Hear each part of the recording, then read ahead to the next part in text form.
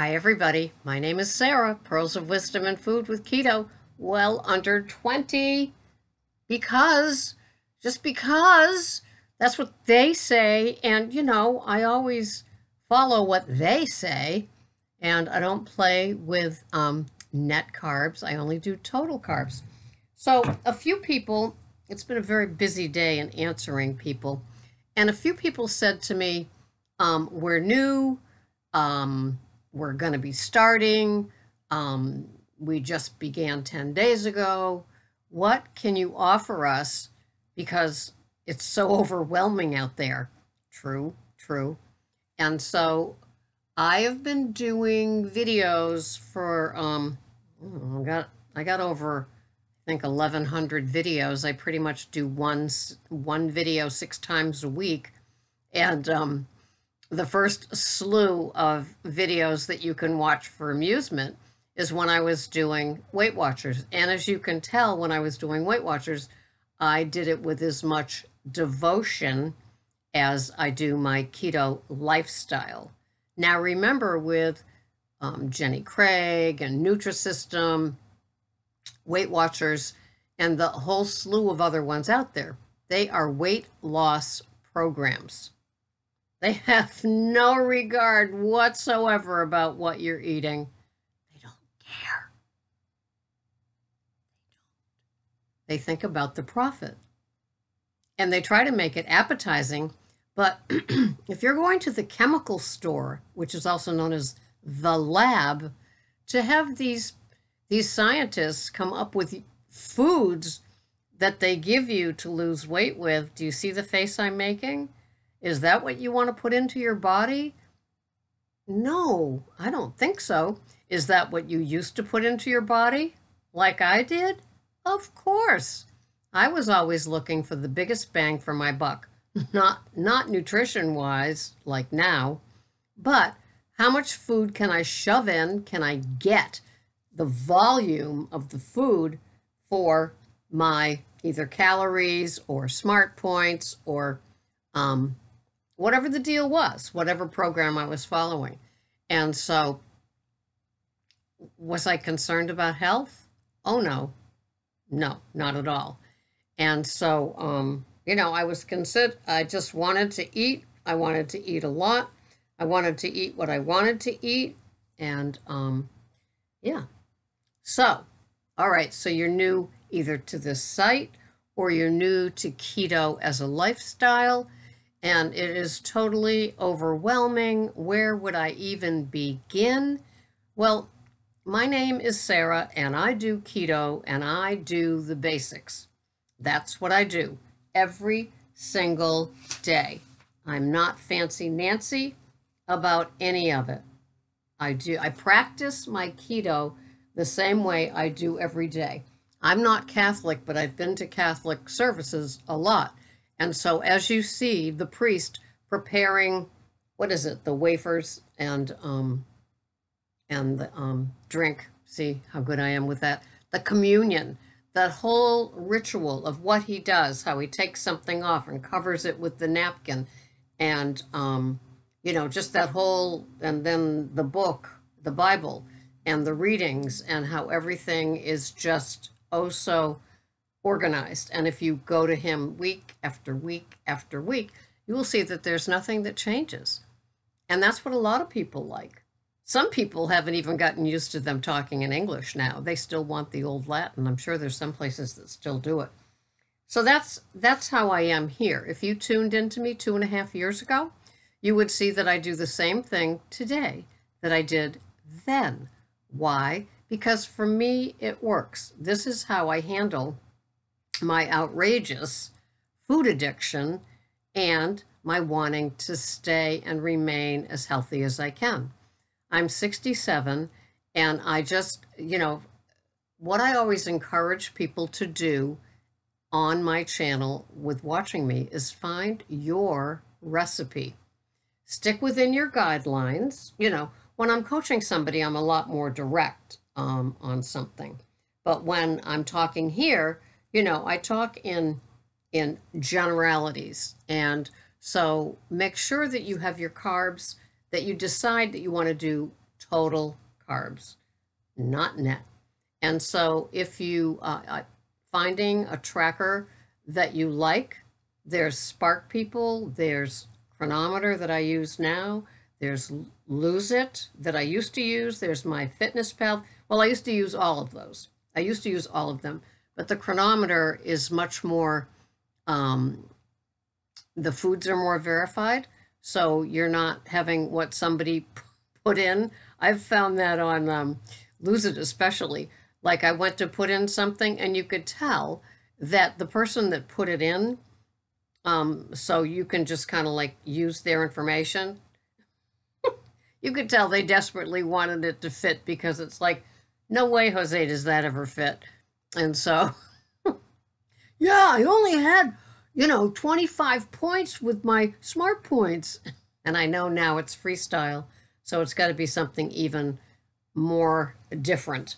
And so, anyway, and I think that the new freestyle, from what I'm gathering with reviews, is that you can lose some weight because it is a weight loss program, but it will just get you to where you want to go slower. And does that have anything to do with profits when you go to your meeting every week and shell out your 20 plus bucks for a weigh-in and all that kind of stuff? And then you pay the 20 something bucks for the online service and the tractor, that get that Weight Watcher food out of my house. I needed a tractor and a dumpster. I needed a dumpster. So anyway, so I hope that if you are beginning or you're doing it and you're just kind of loosey-goosey, lazy keto, as we call it, that you kind of rein it in and use the kitchen scale, use smaller plates, use a tracker and weigh in grams. When I show you my tracker with what I'm having, I'm weighing my foods in grams. Why? Because it can get pretty messy with ounces if I let it. And I can get pretty slippery because the addict lives within me. My addict is called Ms. Slick. And let me tell you, she wants to grab that wheel and go into that bad neighborhood in the dark and just do damage. That's how she rolls. And so most every day I'm confronted with her manipulations, my alter ego. And so, just beware. You will be fighting your own addiction. And so having a place that you can go to every day, like here, a lot of people like to have their coffee with me because I guess I just have that like monotone voice or something like that. And they can start their day. There's tons of other places that you can go as well. If you're an older woman, or an older person, there are tons of sites that are video for the older person, that are keto for the older person. And, that's my niche. But if you're younger, you're certainly welcome here. It's just that for some of us, we never ever thought we'd lose another pound again because we joined Weight Watchers and quit and joined it again and quit and did all those kind of things for so many years. And, maybe on our last entry into Weight Watchers, which is like 5 of their programs later, and, 18 years like further down the road for us, you'll lose that 10 pounds. You'll lose that first 10. But if you've gained 37, 38, 50, 60, 100 pounds, Weight Watchers might not work for you. But what do I like about being here with keto and the basics? Here's where I start. Here's the deal for me. I got turned on to keto because I read Dr. Davis's Wheat Belly book. And so it was all about wheat and how we've bastardized our wheat supply here in the United States and the food manufacturers and the, addiction to it and what it does to our body and all of that stuff. But at the end of his book, that and the Total Health book that he came out with, I ended up going like, duh, so I'm on my own, right? So I'm like not being guided by anybody. And I went, oh, no sugars of any kind, no grains of any kind. Okay. But first I had to read all about wheat and then, a lot about sugar and how the wheat turns to sugar and, what your body does with that stuff, which is not good, not healthy. And of course, you're constantly craving, replenishing the sugar because you're never satiated. That's what having the standard American diet was like for me. I was a clock watcher. Is it time for lunch? Is it time for lunch? I used to work with this woman. God, this was like almost 30 years ago. And she was, she had the menopause spread. And so she joined Weight Watchers, and she had this dry sense of humor. And so we had different offices and everything. And so she came to my office and she said, "Yep, I just ate." And I said, "You did?" It's like 11 o'clock in the morning. And she said, "Yes, I just had my breakfast, my lunch, and my dinner, and I'm still hungry." That was her sense of humor. I didn't find it very funny because I fought hunger the whole time. Always, always hungry. Because there's no nourishment in that stuff. Even if you can have, 97 pieces of fruit, it's not a nourishing kind of balanced meal. And with no oils, I mean, I'm such a firm believer in get those oils in. If you're in my generation, of course, first you had to undo the fear of butter, fear of fats. Oh my, because we came from the low fat, no fat generation. And so anyway, for me, it's getting enough fats in. When I coach somebody, it's like, have more fat. Please eat another avocado. You're not getting enough. And once they get their recipe going, it's like they've got 3 tablespoons of oil in their salad. They've got 2 strips of bacon cut up in it. They don't have to be told twice, but first they got to be told 15 times. Up your oils. Up. Don't be afraid of oils. Lower the protein. Lower the protein. Lower the protein. You cannot have unlimited protein on the keto food plan. Now, there's all kinds of formulas about what you should have. 1.5 grams of protein for every ideal pound of your weight. Is that where I want to go? Is that where I'm at now? I couldn't figure it out. So my formula for my old body is always under 20 total carbs, never net. Actually, 15 or under is my sweet spot. Fats, 110 to 130 each day. Horrors! Yeah, delicious. And as far as protein goes, my absolute cap is 60. Most days, I'm under 50. When I just have my big A salad, it's perfect because it usually matches what the chronometer says I should have, which is 37 grams. But I'm usually 50 or fewer, okay? And those are my sweet spots with my keto. It's what works for me. I know younger people have better metabolisms for protein. Maybe they can get away with more. Maybe they do get away with more.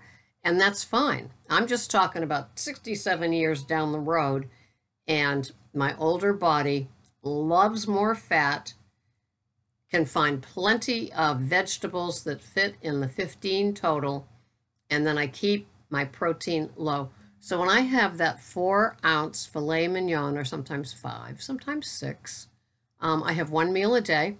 And so when I have that, it's delicious. It's fine. And I don't cap out the 60 grams of protein. Now, what you'll hear here are like grams of weighing and then grams of carbohydrates. It's going to be confusing for a while. Expect that. And salt is your friend, not table salt. Table salt is hideous. It will do more damage than it will good. Table salt has two minerals in it. Celtic salt, which is the white salt, sometimes gray, and pink Himalayan salt. They have between 72 and 82 minerals in them, okay? They're ideal. That's what your body wants. It doesn't want the stripped down table salt. It doesn't enhance flavors. It doesn't do anything. Your body, it's just stay away from table salt and don't give me I need my iodine. Then fine, order iodine supplements from Amazon if you fear you're missing that micronutrient, okay? That's fine, because it doesn't come in the pink Himalayan and it doesn't come in the Celtic. But all these other minerals and trace minerals do, and your body will love you. I take my finger and I tap it into some Celtic salt crystals that I have in an eensy little bowl, and I put it on the tip of my tongue. And then I follow with my lemon water that's salted with pink Himalayan. I am not afraid of salt, those two salts, and I am not afraid of fats, the good fats. No Wesson, anything. Mm-mm-mm. No vegetable oil, no canola oil, even if it's organic, just stay away. No soybean oil, no olive oil blends, because you don't know what that blend is. If it looks like it's a good price because it's like $5 less for the big jug than extra virgin olive oil, first cold pressed, and bonus ball would be organic. Stay away from blended anything. Butter, my suggestion, what I do is I look for organic, pasture-raised butter, okay? So that's where I get my butters for my bulletproof coffee, my butters for my veggies, and whatnot.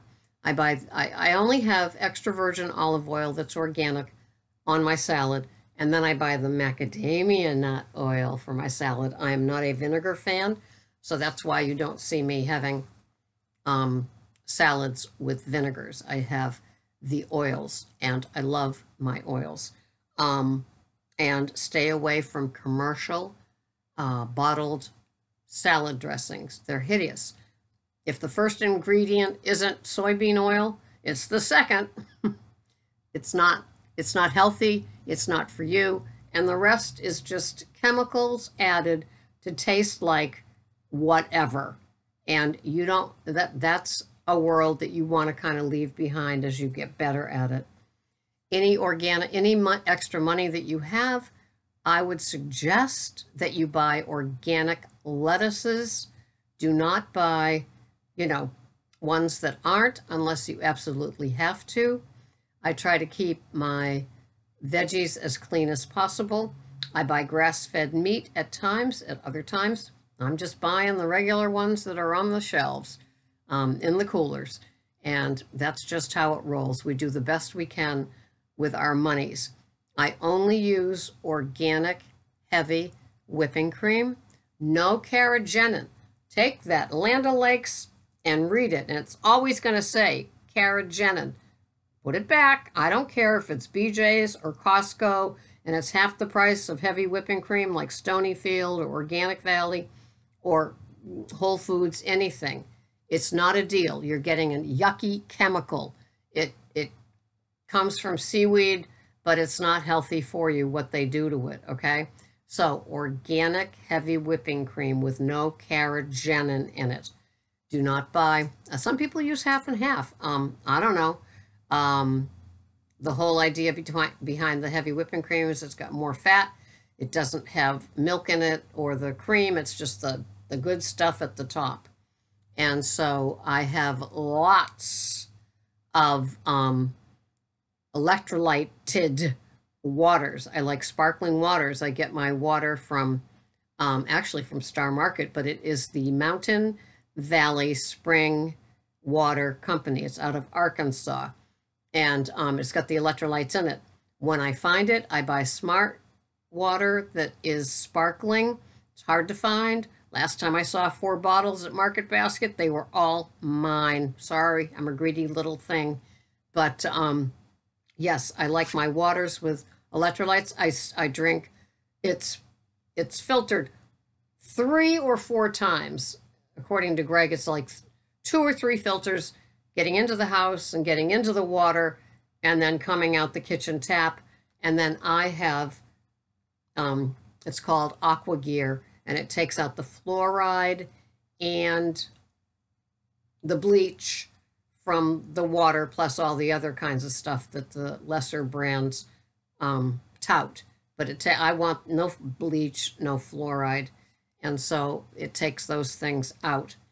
And so those are some of my basics. I buy organic coffee as well, because they move it through the food chain of their company faster, so there's no chance for mold. And yeah, so that's just a little primer on how Sarah does her keto food plan. At first, it will be very expensive when you get the jug of coconut oil. Never buy refined. It's the unrefined, organic, first cold pressed. You want unrefined because the refined is a word that means processed or put at a high heat before they put it in that jug. So you want to avoid that. So that's another thing that I always look for is the organic, first cold pressed, unrefined. Okay? So I am now going to sign off because I'm at 22 minutes and this is too much blah blah out of my blah blah. So there you go. There's some basics. And I will see you the next time in my little bathrobe chat. Thank you for watching, and I'm glad you're here. And I also offer ketocoachingsarah.com in case you want the one-on-one on how to pull your act together so you've got a good foundation before you are let loose with all of the keto porn out there. That's what I think of it. See you next time. Thanks so much for watching. Bye-bye for now.